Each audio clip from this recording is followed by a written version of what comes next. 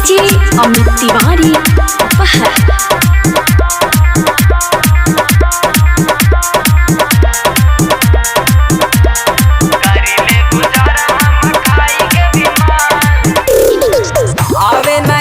तोहर बाड़े न गम हो, तोहरा से बढ़िया मिलल बासा नाम हो। आवे न याद तोहर बाड़े न गम हो, तोहरा से बढ़िया मिलल बासा नाम हो। अरे लगे नहीं नीक ओकरा बिना एगो पाल, ओकरा बिना एगो पाल।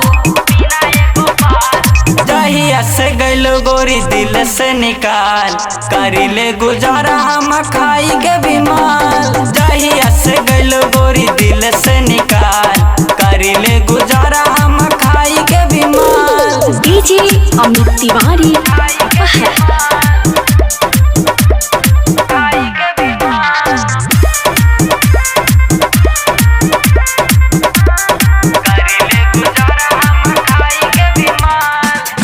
रहे देह में नरजी मौज में रहिले, तो हंस बेसी बमा जा सच में कहिले। ये हो रहे देह में नरजी मौज में रहिले, तो हंस बेसी बमा जा सच में कहिले। अरे नहीं बट कवनो के कैला के छाल, अरे कैला के छाल।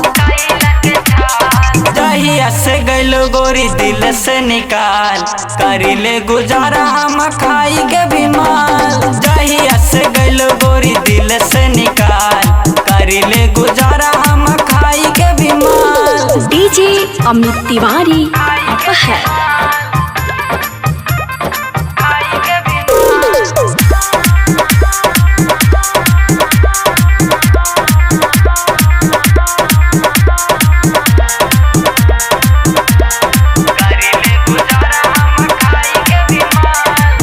नहीं कवनो बाती के बटे पछतावा, तोहर दिहल दर्द के इहे बाटे दावा।